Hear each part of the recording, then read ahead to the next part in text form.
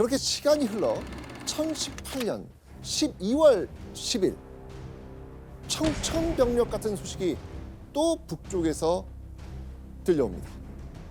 보시죠. 소배합을 도통으로 삼아 고려를 정벌하게 하였다. 그 명장 아니에요? 네, 맞습니다. 자, 여기서 도통은요, 거란군 총사령관을 말합니다. 8년 전 개경을 불바다로 만들었던 그 소배합이 이번엔 거란군의 총사령관이 되어서 최정예 군사 10만 명을 끌고 고려로 온 겁니다. 거란의 3차 침입. 와, 왜 또? 근데 교수님, 그 거란을 왜 또 쳐들어온 거예요? 예, 거란 2차 침입 때 거란군을 철수시킨 것은 현종이 친조를 하겠다 그렇게 약속했기 때문이죠. 근데 실제로 거란군이 철수하고 난 다음에 현종은 한 번도 친조하지 않았습니다.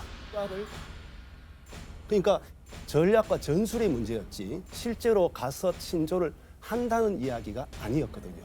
사실 고려만이 아니라 당시 동아시아 국제사회에서 흔히 가지고 있던 외교술입니다. 다시 말해 실리 외교죠.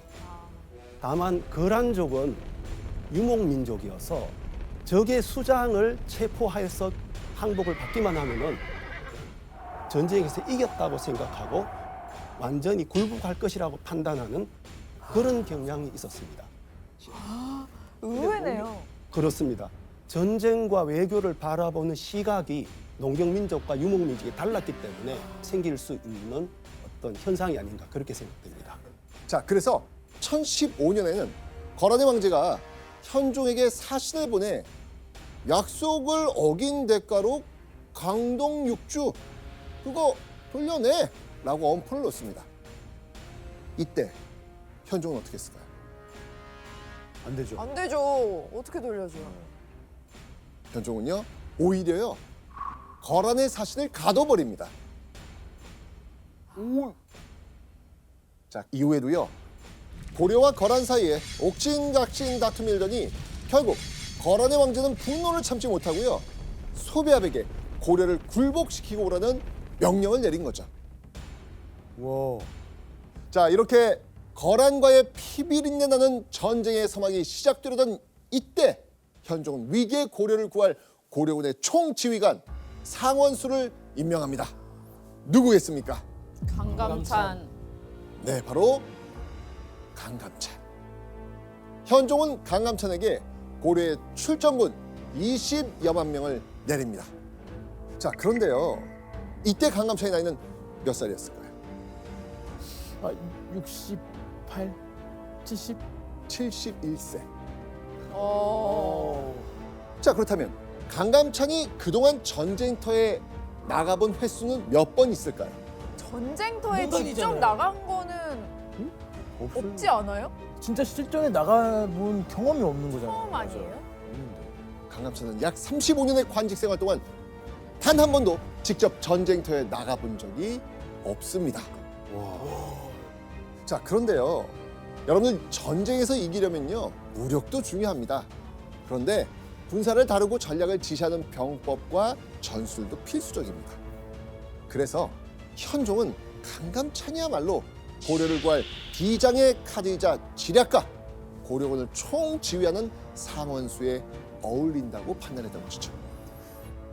자, 그렇게 일평생 붓을 쥐고 살아온 70대 노장 강감찬이 고려군의 총지휘관이 되어 거란의 맹장 소배합과 맞서 싸우게 된 겁니다. 고려군 총지휘관 강감찬은요 현종의 명을 받고 개경을 떠납니다.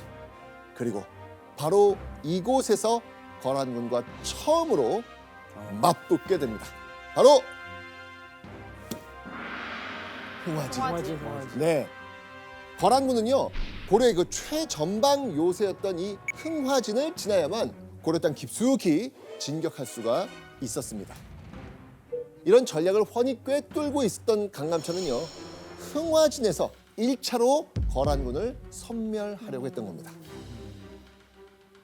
자, 그렇다면 궁금하네요. 강감찬의 예상대로 거란군은 압록강을 건너 흥화진으로 왔을까요? 확인해 보도록 하죠. 자, 압록강을 건너온 이 거란군은요, 바로 이곳에 도착합니다. 흥화진성 보이십니까? 네. 흥화진성과의 거리 얼마 남지 않았습니다. 쭉 밀고 내려오면 되는 거죠, 지금. 자, 그런데 이상한 일이 벌어집니다. 네.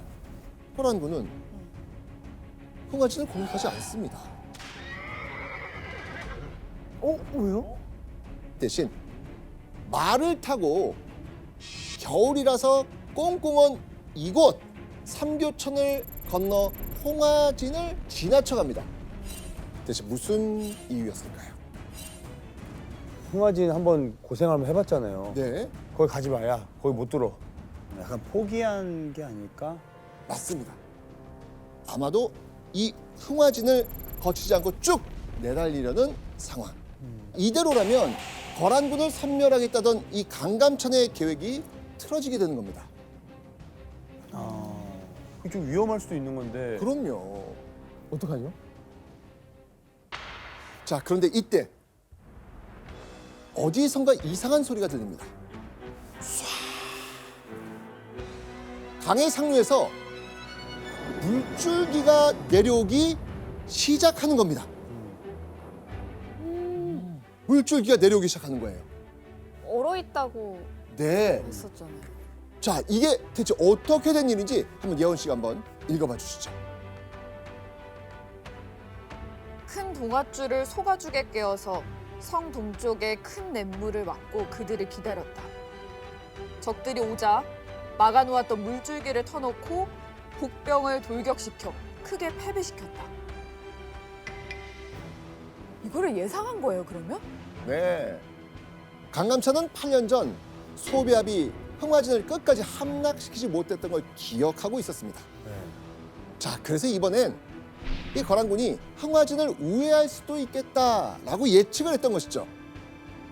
그래서 강감찬은 미리 지형을 이용해서 함정을 만들기로 한 겁니다. 바로 이곳입니다. 이곳. 물길이 좁은 삼교천 상류에 인공뚝을 만든 겁니다. 와. 거란군이 이곳을 건너는 순간 이 인공뚝을 터뜨렸고 쏟아진 이 강물이 이 아래쪽으로 흘러 내려온 것이죠. 거란군의 말은요, 이 강물 때문에 미끄러진 얼음판 위에서 중심을 잃고 도미노처럼 넘어집니다. 다 쓰러지잖아요. 그렇죠. 주변도. 자, 그리고 이때 이 삼교천 아래에 매복해 있었던 이 고려군이 벌떼처럼 쏟아져 나와가지고 공격한 겁니다. 70대 도장 강감찬이 소배압과의 첫 전투에서 대승을 거둔 거죠. 교수님, 겨울이라서 강이 얼었다라고 들었잖아요. 근데 어떻게 이런 일이 가능한 거죠? 예, 겨울이어서 강이 얼은 것은 맞고 그래서 그 위로 거란군이 진격을 하고 있었습니다. 그렇지만 강 아래는 물이 흐르고 있었고 그래서 얼음을 깨서 거기 장벽을 이렇게 쌓으면은 물을 충분히 모을 수가 있었던 겁니다. 정말 강감찬의 지략이 얼마나 뛰어난지 단적으로 보여주는 전술이라고 할 수 있겠습니다. 그러니까 지략으로 탁. 맞아. 대단하다. 그런데 승리의 기쁨도 잠시 소배압의 거란군은 전투에서 패배한 뒤에도 진격을 멈추지 않습니다. 와, 교수. 여기서 지금 허둥지둥 지금 뭐 난리가 났을 거 아니에요? 맞아요. 자, 과연 소배압은 어떤 전략인지 기록으로 한번 확인해 보시죠. 소배압은 병사들을 이끌고 곧장 개경으로 달려갔다. 자, 고려의 수도 개경에 누가 있습니까? 현종. 현종이죠. 그렇죠. 교수님, 그럼 소배압은 처음부터 현종을 죽이러 온 거네요? 현종을 죽이러 온 것은 아닙니다. 거란의 입장에서는 적의 수장이라고 할 수 있는 고려 왕을 사로잡아서 그로부터 항복을 받아낸다면 그것은 전쟁의 큰 승리로 생각할 수 있는 것이었습니다. 자, 그렇게 빠른 기동력을 자랑하는 소배압의 거란군이 강감찬에게 승부수를 던진 거죠, 지금. 그렇다면 지휘관으로서 뛰어난 능력을 보이는 강감찬이 소배압의 목적이 개경이라는 거 이거 몰랐을까요? 알았어요. 알았을 것 같아요. 그렇겠죠. 강감찬은 골똘히 고민하다 누군가를 부르죠. 이게 무관들 명단입니다. 바로 부원수 강민첨과 조원이었습니다. 자, 여기서 제가 미니 퀴즈를 한번 내보겠습니다. 네. 강감찬이 부른 이 두 장수에겐 공통점이 있었습니다. 그 공통점은 뭐였을까요? 공통점이요? 네, 정답. 네, 거란 출신이에요. 서희 거란조. 아니 그쪽에서 넘어온 해서 어? 뭔가 아니면 거란을 정말 잘 아는 두 사람입니다. 오, 그러니까 거란하고 싸워본 사람. 그러니까 싸워봤으니까 다 잘 알죠. 정답. 맞아요. 강민청과 조원은요, 거란과의 두 번째 전쟁 기억나시죠? 네. 그 두 번째 전쟁에서 거란군에 맞서서 서경을 지켜낸 경험이 있었던 사람들입니다. 강감찬은 누구보다 거란군을 잘 아는 이 두 사람에게 막중한 임무를 맡깁니다.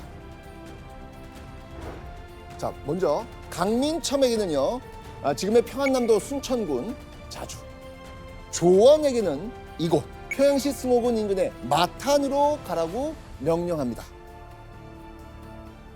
강민청과 조원은요, 한시도 숨 돌릴 틈 없이 거란군의 뒤를 쫓기 시작합니다.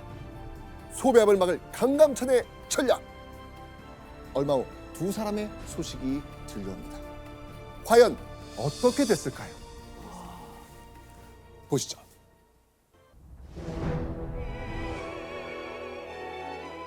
강민첨이 추격하여 자주의 내구산에 이르러 그들을 크게 패배시켰다. 강감찬의 예상대로 부원수 강민첨의 부대가 자주에서 거란군과 맞닥뜨립니다. 그리고 거란군을 상대로 대승을 거둔 거죠.